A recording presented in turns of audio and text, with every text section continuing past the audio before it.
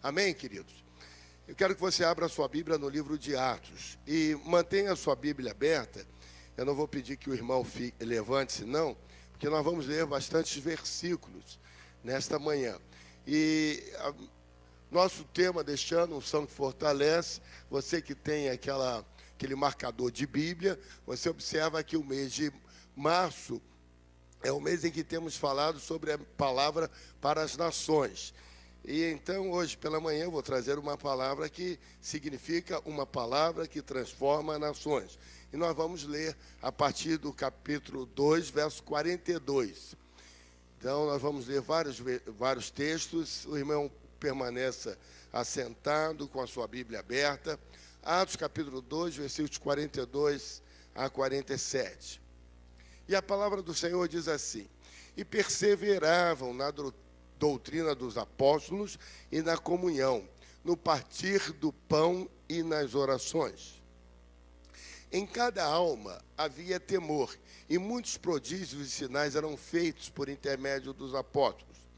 Todos os que creram estavam juntos e tinham tudo em comum. Vendiam as suas propriedades e bens, distribuindo o produto entre todos, à medida que alguém tinha necessidade.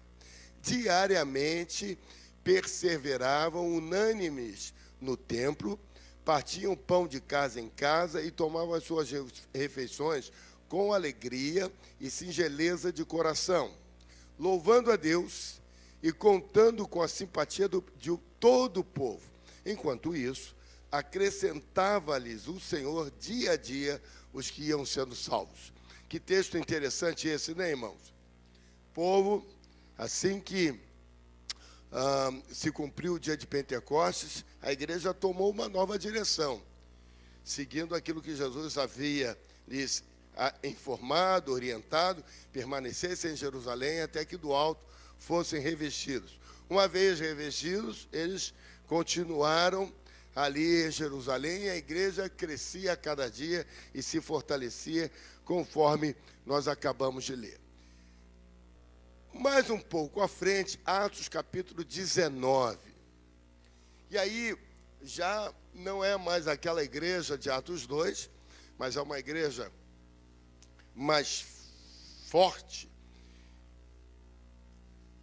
que já está fazendo missões. Aí Paulo está em sua viagem missionária e chega em Éfeso e os irmãos vão ver comigo aí o texto, a leitura do texto. Ele foi comissionado em Atos capítulo 13, na igreja de Antioquia, e dali ele partiu viajando e levando o evangelho. Em Atos 19, já a igreja bem maior e com uma visão já de expansão, e por causa da diáspora, dos judeus tendo se dispersado por entre as nações, vejam o que acontece em Atos 19, a partir do verso 1. Aconteceu que, estando Apolo em Corinto, Paulo, tendo passado pelas regiões mais altas, chegou a Éfeso, e achando ali alguns discípulos. Então vejam, já havia outro pregador, Apolo. Nós conhecemos pouco a respeito desse Apolo. Era um pregador. E ele estava pregando em Corinto e Paulo foi para outra região. Então, um estava pregando numa área, Paulo foi para outra. E ele chegou em Éfeso e encontrou alguns discípulos. Interessante, porque a igreja já tinha se expandido tanto e havia outros discípulos que têm uma particularidade. Verso 2.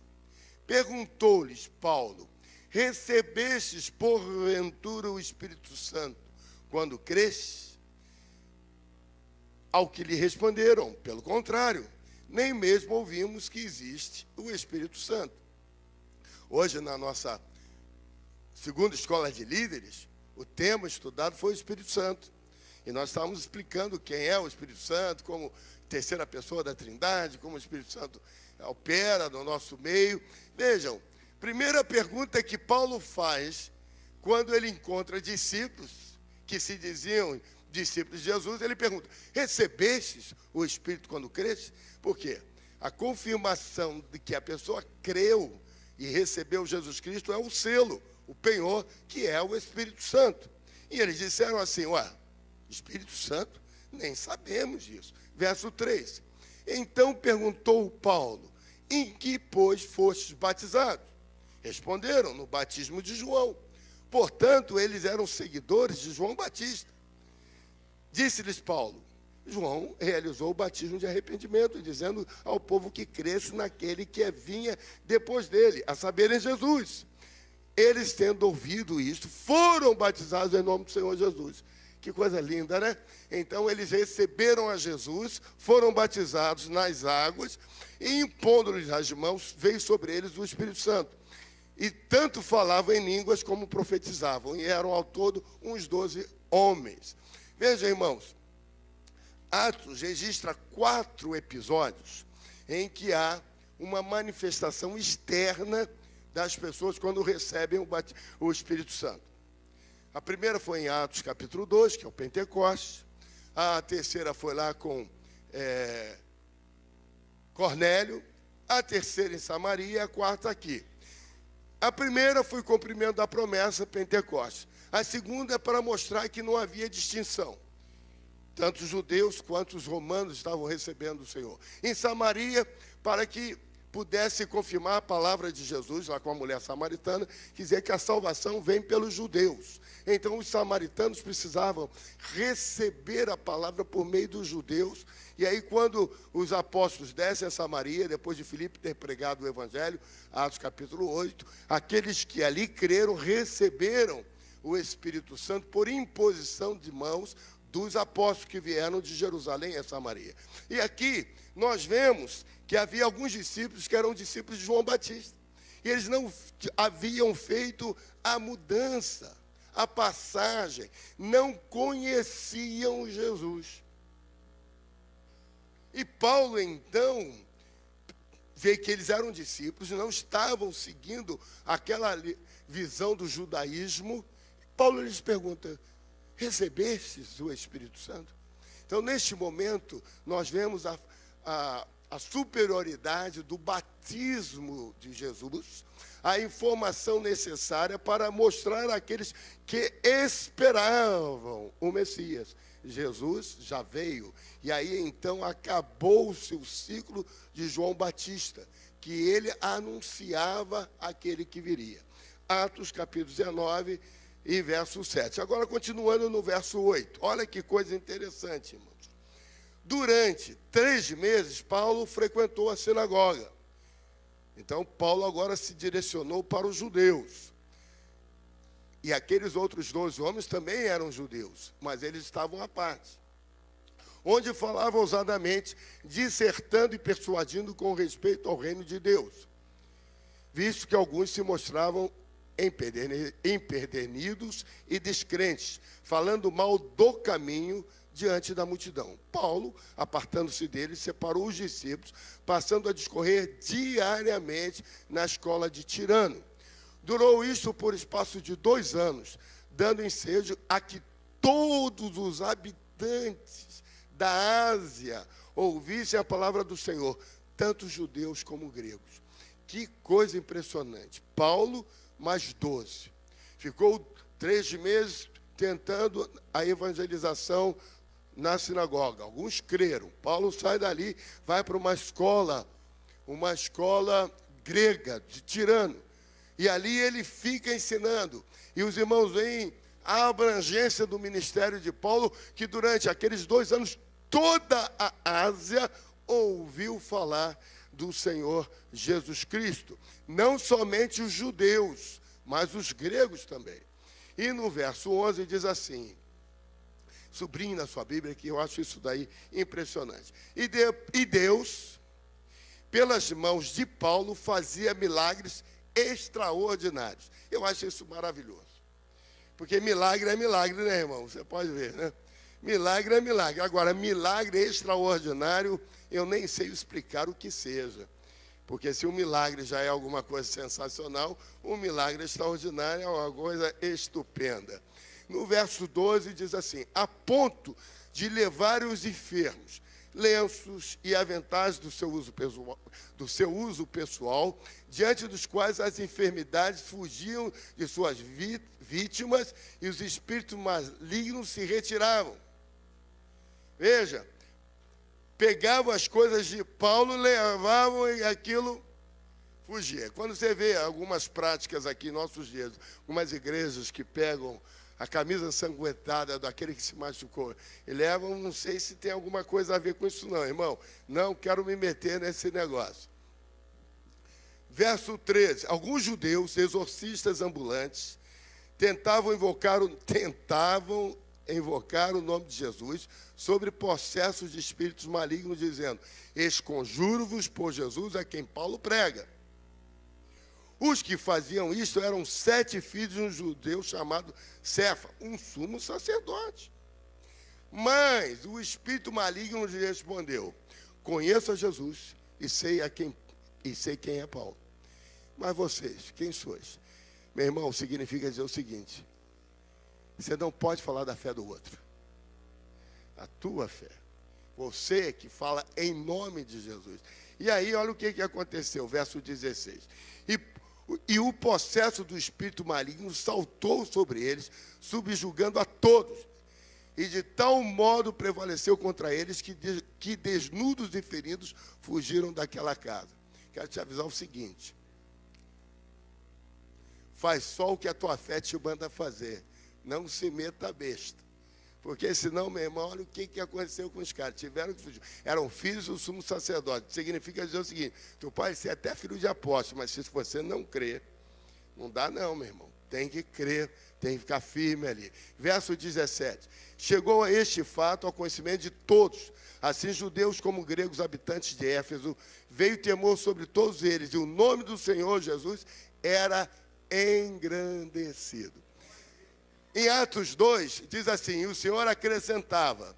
Agora, o nome de Jesus era engrandecido. Não era o nome de Paulo. Não era o nome de nenhum outro dos discípulos, aqueles 12 que estavam ali. Era o nome de Jesus. Era engrandecido. Verso 18. Muitos dos que creram vieram confessando e denunciando publicamente as suas próprias obras. 19. Também muitos dos que haviam praticado artes mágicas, reunindo os seus livros, os queimaram diante de todos, calculados os seus preços. Achou-se que montavam a 50.000 denários. Assim a palavra do Senhor crescia e prevalecia poderosamente. Veja o que aconteceu aqui, irmãos, quando as pessoas creram. Ora, Éfeso, havia os judeus e havia os gregos. Pessoas envolvidas com todo tipo de magia, encantamento, todo tipo de vida. Elas se converteram e olha que eles deram publicamente o seu testemunho. Quando hoje nós vemos uma pessoa dar o seu testemunho, como foi aqui a irmã Fabiana Rosa no culto das mulheres, e outros que vêm aqui, os outros homens que vêm no jantar dos homens e dão o seu testemunho aqui no púlpito da igreja, dão o seu testemunho. E dizem: eu era assim, encontrei Jesus, a minha vida se transformou. Nós temos isso como base bíblica em Atos 19. Eles chegavam e deram o seu público testemunho, dizendo: eu fazia isso, encontrei Jesus, a minha vida mudou. E mais, irmãos, olha o que eles fizeram. Pegaram os livros de encantamento, todos aqueles livros que eles tinham, levaram juntos, queimaram em praça pública, confessando o pecado e dizendo: não mais faz parte de nós. Nós agora somos servos do Senhor Jesus Cristo. E você vê aqui 50.000 denários. Denário é o dinheiro que um trabalhador recebe. Então seria equivalente a 50.000 trabalhadores. É muito dinheiro. Isso representava um valor muito expressivo. O que é isso, irmão? Confissão de pecados, renúncia e uma vida transformada pelo Senhor. Significa dizer, meus irmãos, que nós precisamos ter a nossa vida transformada também e dar testemunho do que o Senhor tem feito na nossa vida. Amém? Ainda em Atos, no capítulo 17, verso de número 6. Atos 17, verso de número 6.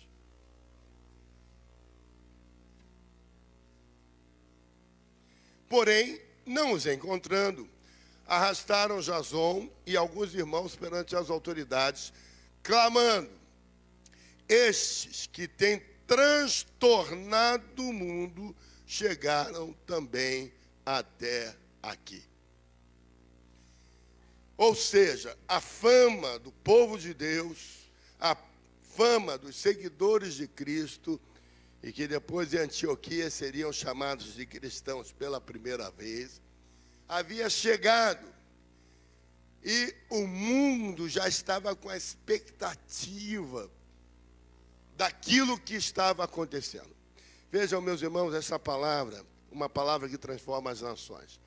Começou com uma centelhazinha pequena, lá em dia de Pentecostes, invadiu ali para vocês o que aconteceu na Ásia, e agora eles dizem: aqueles que têm transtornado o mundo com a palavra têm chegado até nós, até aqui. É sobre isso que eu quero conversar com os irmãos nesta manhã.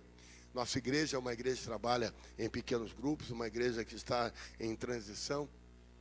E é isso que nós temos que viver, essa expectativa da transformação.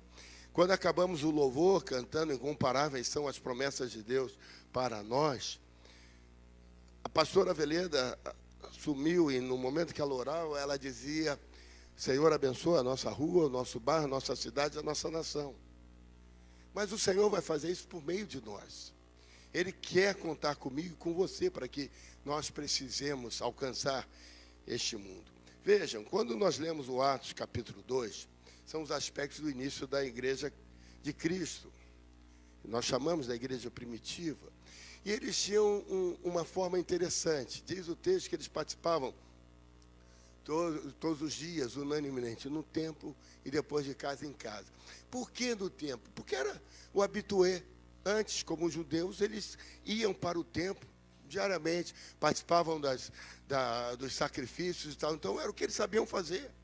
E aí os apóstolos iam para lá e se reuniam no alpendre e ali comentavam. Depois iam para as casas. Isso era o habitué, a forma que eles faziam. E o evangelho, irmãos, se espalhou rapidamente por causa do estilo de vida. E aí eu quero trazer para nós algumas aplicações práticas nesses textos que nós lemos, para que o Senhor nos edifique nesta manhã. Primeira coisa que deu a marca e que fez com que os discípulos se tornassem distintos era a perseverança na doutrina dos apóstolos. Os apóstolos esclareciam as Escrituras que apontavam para Cristo. Sim, a doutrina dos apóstolos diferenciava do que os rabinos ensinavam, do que os sacerdotes faziam, porque não mais ficava no rito da religiosidade. Eles pegavam as Escrituras e explicavam à luz do que Cristo havia feito, à luz da ressurreição, da ascensão de Jesus. E agora, fortalecidos pelo Espírito Santo, eles tinham sabedoria e palavra de conhecimento, as duas juntas traziam a revelação. E aí eles diziam: quando Jesus esteve entre nós e falou do sinal de Jonas, Jesus estava se referindo aos 3 dias e as 3 noites que passou no seio da terra e ressurgiu. Que dia que Jesus ressurgiu? Aí eles pegavam nos escritos de Moisés, e eles iam lá para Levíticos e diziam: aqui em Levítico, quando fala de primícia, que vem depois, durante a festa dos pães ázimos, que deve ser apresentado Jesus a essas primícias. Então a doutrina dos apóstolos mostrava que as Escrituras apontavam para Jesus.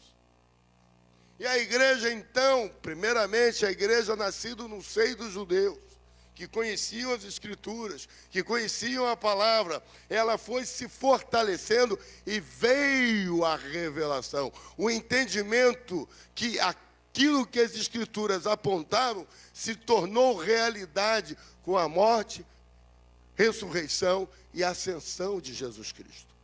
E eles começaram a dizer isso, e lembrando-se que Jesus disse para eles que deveriam avisar do sacrifício vicário, da sua morte e da sua ressurreição, avisar que ele voltaria. E que as pessoas deveriam estar prontas para isso. Domingo passado, trazendo novamente a lembrança da palavra da pastora Veleda, à noite das 10 virgens, 5 loucas e 5 prudentes, falando do azeite. Jesus está ali naquele momento falando da vinda do noivo. Jesus estava falando de si mesmo, mas aquilo era um ensino encoberto. Não tinha sido totalmente revelado, porque Jesus ainda estava com eles. Agora, Jesus já não estava mais. Então os apóstolos pegavam a palavra de Jesus e diziam: lembram-se quando o mestre ainda conosco contou aquela parábola? Ele estava se referindo a ele. Precisamos então agora ter o azeite, o Espírito Santo, e nos prepararmos que ele voltará. Eis que o noivo vem. E aí então a igreja começava a crescer. De que momento? Primeiramente no alpendre, perto do templo. Eles não tinham direito mais de ficar ali, como não praticavam mais aqueles sacrifícios. Eles não estavam mais seguindo o que os sacerdotes falavam. Eles agora tinham um entendimento diferente por causa da vida, obra de Jesus e agora do Espírito Santo. E aí migram para as casas diariamente e vão vivendo assim. E isso estava, a segunda lição para nós, estavam sempre juntos. E não havia necessidade. Não havia necessitados. Eles estavam juntos no templo, era o habitual, aprendendo, iam lá, faziam a celebração. Quando todos se reuniam, os irmãos se lembram? Eu não sei se vocês estavam lá, mas talvez se lembrem do texto, de Atos 2, né? Quando veio o dia de Pentecostes, 3.500 aceitaram a Jesus. Ora, nós aqui, nossa igreja, o salão de cultos, ele cabe sentados confortavelmente até 1.200 pessoas. Mas a gente já botou aqui 2.000, aí já não é sentados confortavelmente, né? Mas agora imagine 3.500 pessoas que aceitaram. Vamos nos reunir. Aonde? E então havia um momento da celebração em que conseguiam se reunir. Atos capítulo 6 nos mostra que a multidão dos que cria, já não era mais contado 3.000, 5.000, mas já era uma multidão. Então havia um momento que eles conseguiam algum lugar. Esse era o momento da celebração. Mas o ensino se dava por meio dos 12, onde eles se encontravam nos pequenos grupos, nas casas, onde eles faziam algumas atividades. Eles partiam um pão, eles comiam, eles oravam, eles cantavam.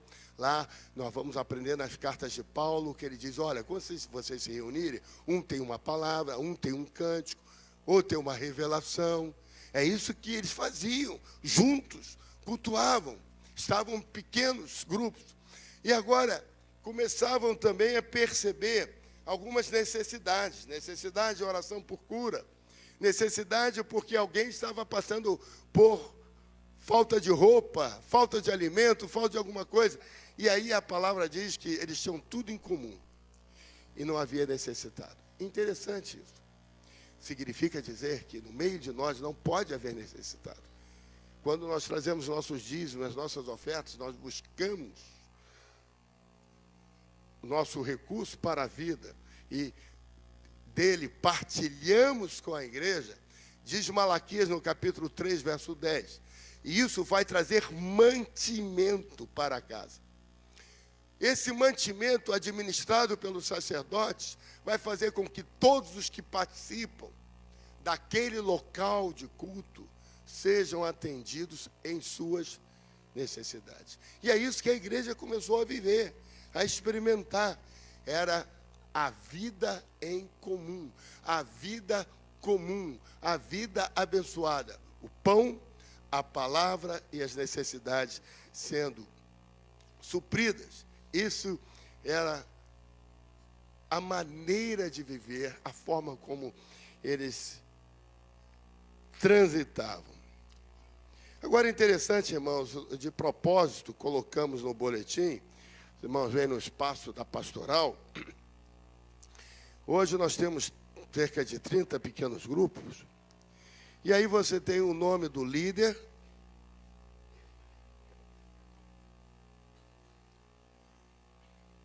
o tipo de grupo que é e o local. Nós não pusemos o endereço porque ficaria muito grande aqui a tabelinha, mas isso é uma coisa que podemos ir separando dominicalmente, informando. Veja onde você se situa, em que pequeno grupo você pode participar, estar trabalhando. Começamos com letra alfabética, mas terminamos comigo lá embaixo, só para mostrar que o grupo talvez mais distante. Então você vê onde você pode participar. Temos os grupos aqui perto da gente, temos os grupos mais distantes.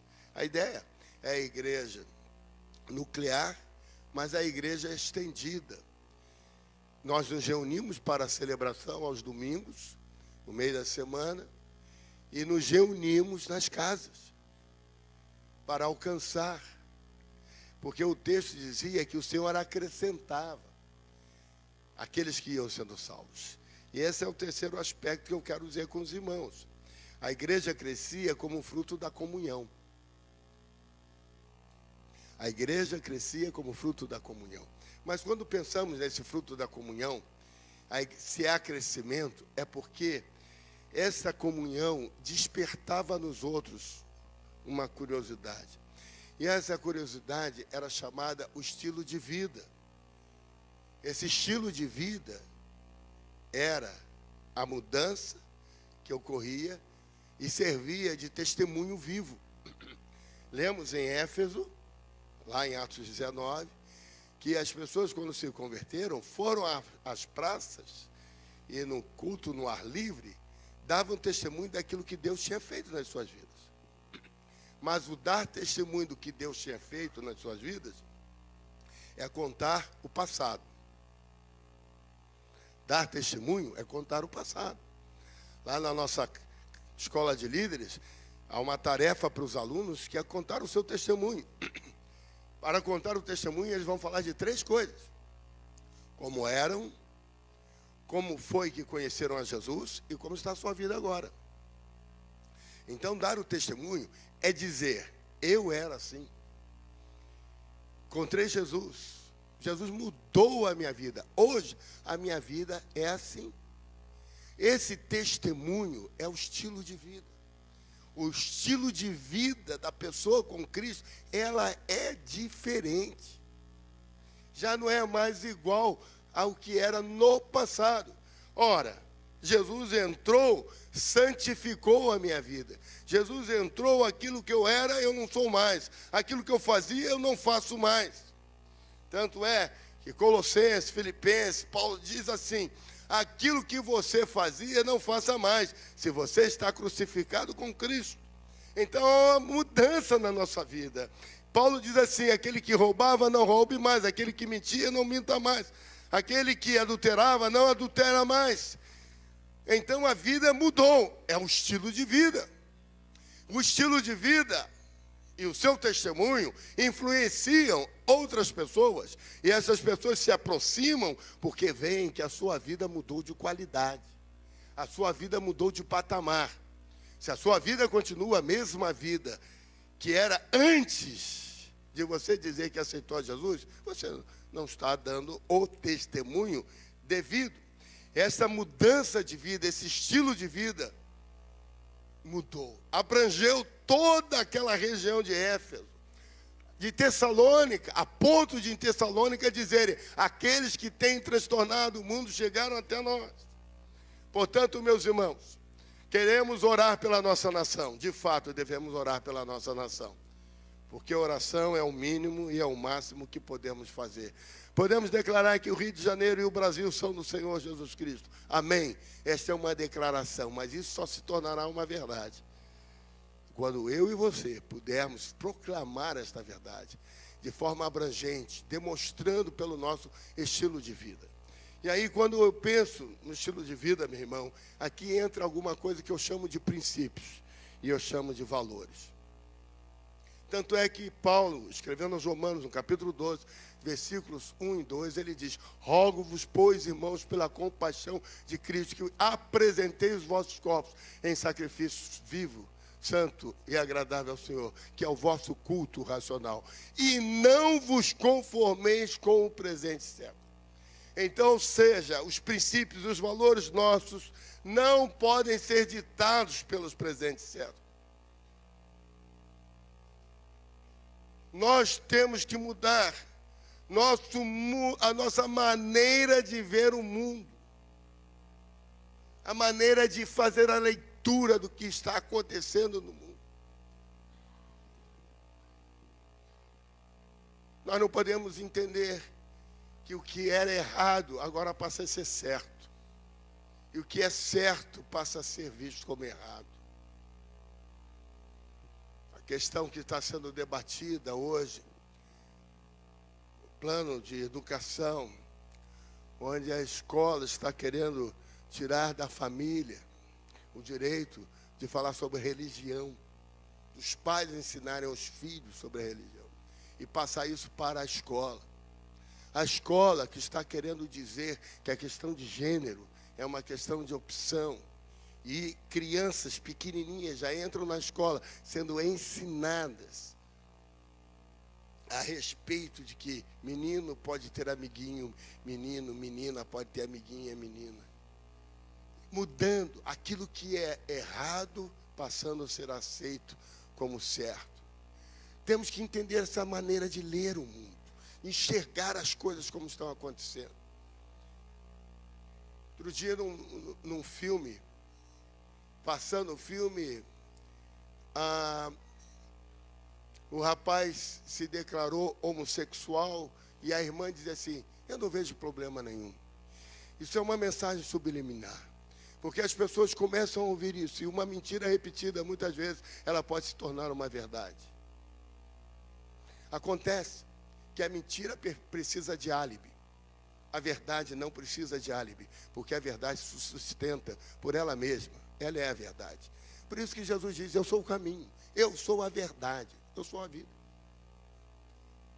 A mentira não, ela precisa ser sustentada pelos álibis, pelas mudanças, pelos conceitos. Então, quando se fala de estilo de vida, irmão, estamos falando da maneira de enxergar o mundo, de você entender o que é o mundo. E aí você faz a confrontação, mostrando o que é errado, o que é certo, o que é errado tem que ser confrontado e denunciado, o que é certo tem que ser mostrado, revelado e sustentado, para que as pessoas consigam entender isso. Cuidado onde você está botando o seu filho para estudar. Cuidado que você está deixando o seu filho assistir. Os joguinhos, os brinquedos, tudo aquilo que você deixa os seus filhos verem. Você está permitindo que a mentira do mundo, repetidas várias vezes, entre na vida do seu filho. E aquilo para ele se transforme num estilo de vida que o levará à perdição. O estilo de vida, meus irmãos, que aquela igreja nascente estava vivendo e que nós temos que viver também, é o modo de resistir ao mundo. O modo que nós temos de resistir ao mundo. Resistir. Resistir significa, irmãos, muitas vezes não somente a posição de defesa, mas a posição de ataque. Quando o texto bíblico diz que as portas do inferno não resistirão à igreja, significa que a igreja vai ter que marchar e empurrar as portas do inferno. Resistir ao mundo, meu irmão, significa dizer que você tem que enfrentar aquilo que talvez te aperte, aquilo que talvez esteja te incomodando, lá onde você estuda, lá onde você trabalha, lá onde você vive, você tem que resistir. Os valores da família, valores de pai, de mãe, filho, de avô, de avó, de tio, de tia, de parente. Isso tem que ser uma realidade. Honestidade, hombridade, respeito, gratidão. Coisas que estamos perdendo hoje em dia. O modo de resistir ao mundo, o nosso estilo de vida. É importante nós começarmos a viver isso.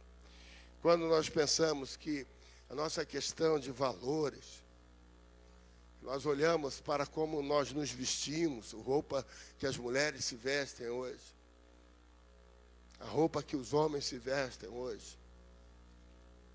Outro dia eu estava vendo uma moça servindo lá um coco. Eu não sei se os irmãos sabem, eu ando tentando perder a barriguinha, e aí depois eu paro para tomar uma água de coco lá na barraquinha do Tubarão. Aí quando eu chego lá, o Tubarão pergunta: e aí, pastor, tudo bem? Como é que está o nosso prefeito? Agora vê se eu me tornei defensor do prefeito, né, irmão? Eu digo, vamos orar por ele, né? Aliás, orem por ele, né, irmãos? Essa semana nós tivemos a notícia, foi diagnosticado um tumor na próstata, então vamos estar orando por ele. Até coloquei lá para os apóstolos que o presidente Lula teve aquele problema na garganta, a Dilma teve o câncer linfático, o Pezão teve também o câncer. Então, entrou no poder, você começa a ter sérios problemas de saúde. Eu acho que é muito sério isso, né? Não vamos entrar no mérito se a gente concorda com a forma de governo de cada um, não é isso. Mas orar pelas nossas autoridades. Aliás, é um mandamento bíblico, devemos orar pelas nossas autoridades. Mas aí eu estava tomando água de coco, é isso que eu quero falar, viu, irmãos? Deu uma digressãozinha, mas já estou voltando para o ponto. Aí veio, uma pessoa me entregou o coco. Quando me entregou, eu olhei assim, eu falei, meu Deus, o que é isso? Em inglês, nós temos, o he significa ele, o she significa, e o it. Não é entre os dois não, irmão.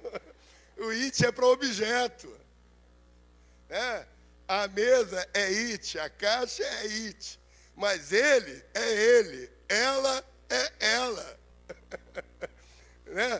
O gênero está bem definido. O copo é it. O microfone é it, é objeto. Agora, você, liga, olha para a pessoa que está ao seu lado, vê se é homem ou se é mulher. Diga, você, se ele for homem, diga, você é he. Se ela for mulher, diga, você é she. Não é she. Se você olhou e falou she, é que você não soube definir o que é. Aí quando aquele it me entregou o coco, eu olhei e falei assim, meu Deus, o que é isso? Irmãos, era uma moça, uma menina, uma mulher. O cabelo, reco. Reco, você sabe o que é cabelo reco? Sabe, né? Quem sabe? É da época das minhas irmãs, aquele cabelo bem baixinho, máquina... Qual é a máquina, Paulo? Máquina 1. Boné na cabeça. Uma camisa de jogador de basquete. O short de jogador de basquete. E tênis, eu falei, opa. É ele ou ela? Eu acho que isso é it. Estamos rindo, né, irmão? Estamos brincando. Mas olha, o mundo está te fazendo engolir isso. Você está engolindo isso. Você está engolindo isso. Ele está te forçando isso. Aí eu peguei o trem do metrô, fui para a cidade essa semana, peguei o metrô, entramos eu e o Diogo no metrô, aí vimos uma dupla, porque note bem, casal é homem e mulher. Mesmo sexo é dupla. Tá? Aprenda isso, não fale errado assim. Você viu um rapaz com outro rapaz, um casal. Não é casal, ali é uma dupla. 2 dupla, tá? Casal é você com o seu marido, você com a sua esposa. Mas aí eu estou falando marido com a esposa, para não fazer confusão do it lá, tá? O homem com a sua mulher, a mulher com o seu marido. Aí é casal. Aí quando eu olho assim, uma dupla, duas meninas, novinhas, rapaz, novinha, bonitinha, menina. Irmão, me deu uma vontade de fazer, sabe o quê? Clamar e pegar aquela, como era o nome da Margarida, né, Felipe? Margarida que o anjo levou, diz assim, anjo, devolve a Margarida. Irmão, me deu uma vontade de dar uma coça nas meninas. Pô, uma vergonha, uma falta de respeito. As meninas se abraçando. Ah, se desse o beijo. Irmão, se desse o beijo, eu acho que eu ia sair do sério. Sangue de Jesus, manda fogo, Senhor. Irmãos, eu estou brincando, estamos falando assim, né? Mas olha só, o mundo está te forçando a isso, porque as novelas têm isso, quem assiste Big Brother vê isso, quem assiste não sei o que lá vê isso. E talvez dentro da sua casa você esteja passando por esse problema. Entendeu, irmão? Talvez você esteja passando por dentro da sua casa esse problema. Irmão, isso não dá em pedra, dá na gente. Mas dá na gente porque a gente deixa estilo de vida. A gente deixa o estilo de vida entrar na nossa casa. Quem deixa somos nós, irmãos. Quem comprou a televisão foi você. Quem deu o iPhone foi você. Quem fez o canal a cabo foi você. Quem fez isso foi você. Bababá, bebê. Quem permite as coisas entrar dentro de casa somos nós. A porta da nossa casa. Quem abre somos nós. A porta da nossa casa, quem fecha somos nós. Então, irmãos, a igreja se fortalecia por causa do estilo de vida. A igreja crescia por causa do estilo de vida. Isso produz um testemunho positivo. Aquilo que eu era, eu não sou mais. Aquilo que eu fazia, eu não faço mais. Jesus resgatou a minha vida. Amém? Esse é o seu testemunho de vida. Você deve se fazer assim. Não se conformar com o presente século, com a presente corrupção, com as práticas inconvenientes, com a falta de padrão divino na nossa vida, na vida da população, na vida do país. Nós temos que ser exemplo dos fiéis. Exemplo dos fiéis. Às vezes, irmãos, a nossa mente nos trai e um pensamento vem. Esse pensamento não faz parte mais da nossa vida hoje. Joga fora esse pensamento. Ele veio como resultado do velho homem, da velha mulher, das velhas práticas. Joga fora. Sua vida agora é transformada pelo Senhor. Nós precisamos viver isso. Então, quando a gente lê o texto, diz, aqueles que têm transformado o mundo chegaram até nós. Na sua rua, os que têm transformado o mundo chegaram até você. É você. Na sua cidade é você. No país somos nós. Nós é que somos a coluna de Deus, a igreja do Senhor. Ela é que vai trazer transformação para o país, uma transformação de fato. Por isso que nós temos uma palavra que transforma nações. Essa palavra eu e você temos, chama-se Jesus Cristo. O Evangelho que transforma, poder de Deus, a consciência do Senhor. A igreja, ela cresceu em pequenos grupos, nas casas, mas por causa do estilo de vida, por causa do testemunho. Logo, o número atingiu e foi grande por causa da maneira como os crentes viviam. Portanto, meu irmão, nós precisamos pensar assim. E sabe, meus amados, a forma de fazer isso não é grandes concentrações. Os evangelistas de massa existem. Mas ninguém é evangelista de massa se não houver a massa. Se não houver quem leve. Quem leva somos nós. Nós é que levamos. É um a um. Há um hino do cantor cristão que diz assim, eles chegando um a um. Um a um. Chegando um a um. Um a um. Cada um de nós tem que pensar em quem ganhar para Jesus. Um a um. Eu ganhando um. Meu estilo de vida levando as pessoas a chegarem até Jesus. E assim nós conseguiremos chegar aonde o Senhor quer que nós cheguemos. Os que têm transtornado esse mundo chegaram até nós. Os que têm mudado esse mundo. os que têm trazido esse mundo para o centro da palavra, trazido o equilíbrio, porque nós precisamos de viver e de sermos uma nação que traz o mundo para o equilíbrio. Que Deus nos abençoe. Que eu e você sejamos participantes daqueles que contam as boas novas e a boa história da salvação. Fiquemos de pé, irmãos, e vamos orar.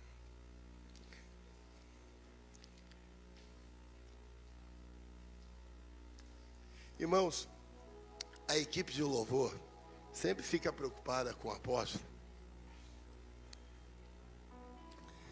quando ele pede aqueles hinos antigos, né? É verdade. Ontem eu fui visitar a irmã Glória Miranda, nossa diaconisa, 96 anos. E aí ela estava dormindo. Eu falei, não acordem não, a família estava lá, as filhas reunidas. Eu falei, não acorda, tia Glória, deixa ela dormindo. Aí eu disse, eu vou ler um versículo. Aí leio o versículo Isaías 41, 13. Quando eu acabava de ler o versículo, aí repetiu o finalzinho do verso comigo e disse, é Isaías, né? Eu falei, é Isaías, tia Glória. Aí nós começamos a cantar. Aí eu falei para ela, tia Glória, a senhora se lembra do hino 108 do cantor cristão? Quando Cristo soa a trombeta. E ela começou a cantar. Mais do que saber a letra do hino, irmão, é saber que o nosso nome está lá. Saber que o nosso nome está lá. Nós não fazemos parte de multidão. Nós somos a multidão daqueles que estarão com o Senhor. Mas cada um de nós tem uma chamada, tem um nome escrito ali. Vamos cantar esse hino? Quando Cristo sua trombeta lá do céu manda tocar, quando o dia amor glorioso lá romper, E aos gemidos desta e aos terra, gemidos desta terra, meu Jesus se incorporar, e fizessem e então chamar. fizesse então chamada, lá estarei. Quando se fizer chamada, quando se fizer chamada, quando se fizer chamada, quando se fizer chamada, lá estarei. Lhe darei então para Cristo. Lhe darei Então pra Cristo teu dia terminar, falarei do seu amor por nós aqui. Quando pois findar a vida e o labor aqui cessar, e fizesse então chamada, lá estarei.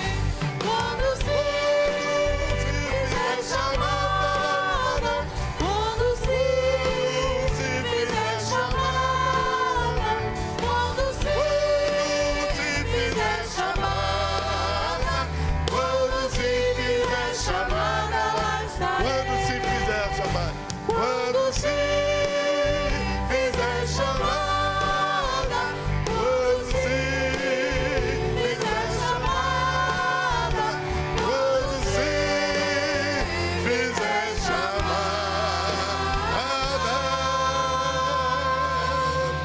Pergunte para o irmão ao seu lado. Quando se fizer chamada, e você? O que ele te respondeu? Ele vai estar? Quando se fizer chamada, lá estarei. Oh, aleluia! Aleluia! Oh, Santo Senhor! Segure na mão do seu irmão agora. Vamos orar. Vamos orar.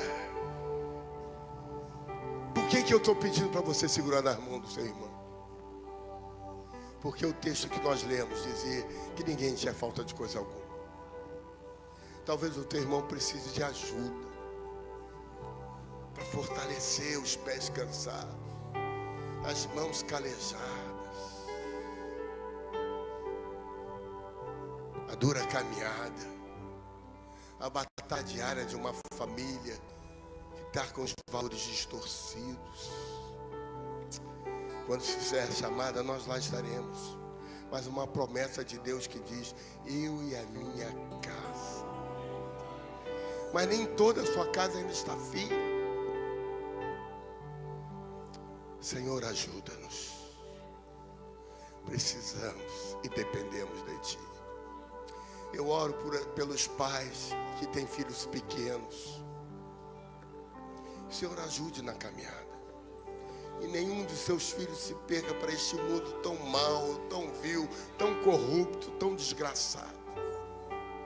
Eu oro pelas famílias, pelo marido, pela mulher, para que sejam amigos, parceiros, companheiros.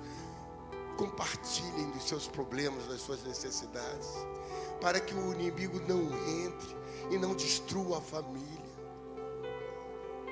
Eu oro, Pai, pelos estudantes que estão se expondo, Senhor, às filosofias, aos conceitos deste mundo vil, perverso e mau, para que a mente deles esteja protegida pelo selo, pela unção do Espírito Santo, para que eles não se desviem do caminho. Eu oro por aquele que trabalha, aonde ele trabalha, Senhor, com as pessoas que estão cercando ele, para que ele não seja distorcido, não lhe roubem a unção da sua vida, que ele não seja envolvido em nenhum ato escuso, errado, vil, corrupto, mas que ele se mantenha como um fiel, equilibrado, para abençoar o lugar onde ele está. Eu oro pela segurança. Eu oro, Senhor, para que nós nos mantenhamos firmes e não sejamos envolvidos, Senhor, pelo homem mau, pela mulher sedutora que quer destruir a nossa vida, a nossa casa, porque nós somos pessoas boas. Senhor, eu oro para que a salvação penetre aonde nós estamos, para que cada um dos nossos lares, cada casa aqui se transforme numa casa anfitriã, para que um pequeno grupo possa ser abrigado ali e toda a vizinhança e a sua própria casa possa ser alcançada. Eu oro pela minha casa, pelo lugar onde eu moro, para que eu possa ser um canal da tua bênção para as pessoas que moram ali. Senhor Jesus, ajuda-nos a multiplicar um a alcançarmos este mundo que carece de Ti. Eu oro pelos pedidos de oração que estão naquela sala. Eu oro pela nação brasileira. Eu oro, Senhor, pelo nosso prefeito. Peço que o Senhor o cure e que ele dê testemunho em rede de televisão dizendo: o Senhor me curou. Eu oro pelos enfermos. Eu oro por você, meu irmão, minha irmã, que hoje entrou nesta casa, talvez com o coração entristecido, amargurado por causa das dificuldades da vida. Mas eu quero te dizer uma coisa: antes que eu possa estar orando por você, o nosso irmão mais velho enviou o Espírito Santo para nos segurar a mão, nos confortar, nos consolar. E você sairá daqui nesta manhã abastecido pelo Senhor, consolado e confortado pelo Senhor. E que o amor de Deus, o Pai, a graça salvadora de Jesus Cristo, seu Filho bendito, e a consolação do Espírito do Senhor sejam sobre todos quantos nesta casa estão, sobre Israel de Deus por essa terra espalhada. Seja assim desde agora e para todos sempre. Amém e amém.